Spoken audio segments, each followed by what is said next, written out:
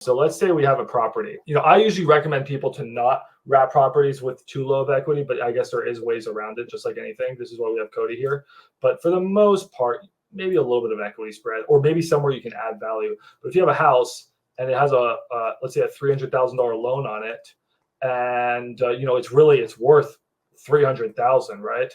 There's no equity. It's worth $300,000, but this is a 2.5% VA loan for 30 years. All right, I know Cody's already like sobbing, like he wants this deal so bad. But Cody, if you were to resell it, would you you can only resell it for, let's say, $300,000. Now you can usually sell it at a premium, right? So you think you could get what, 310, 320, 330? You think, Cody? Not anymore. No, the market's pushed back a little bit. I've actually had to start giving closer to FHA rates if they bring a down payment and whatnot. And I've been getting a lot of pushback on things above premium because people want to feel like they're getting a deal. Wow. Okay. Really? Even dueño, you're not having luck that way. Okay. So let's just say, but the guys, if you buy a house for $300,000, you sell it for $300,000, you're actually losing money. Let me explain. Oftentimes you have realtor costs. You may not use a realtor, but oftentimes you have realtor costs. You have closing costs. You have all those things I talked about earlier. So you're actually going to be in the negative.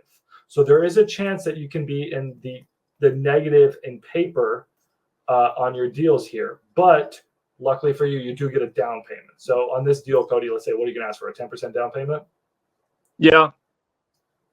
Okay. So Cody asked for a 10% down. So Cody's going to get, $30,000 down. And then he's going to wrap a $270,000 loan at 8%. Okay. We can jump over to the calculator and see what that is. So we have an underlying mortgage of $100,000 at 2.5%. So that's costing Cody $400, and then he's selling it for not $100,000, excuse me, $300,000. That's costing Cody $1,200, let's say, and then we're wrapping it at 8%. So now we're at $2,200. So Cody's making $1,000 a month in cash flow. So you might look at this deal and be like, dude, this is such a great deal, right? I'm getting a $30,000 down payment, and I'm going to be making $1,000 a month in cash flow. The only issue here, guys, and I'm going to let Cody take it after me, is what happens if in month 6 they say, hey, I'm just going to refi, or hey, I want to buy the house outright, right?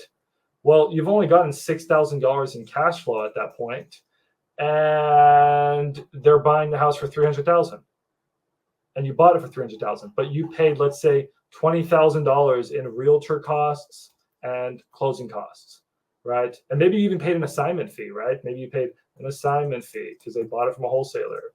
They paid realtors. They paid closing costs. $20,000 is not a lot of money to be in the deal. Oftentimes you could be 10% in the deal is not a lot of money. A lot of people are getting into deals 15%. So now they're in this $45,000, right? So imagine they're in this deal $45,000. Month 6 they refinance. You've only made $6,000 in cash flow.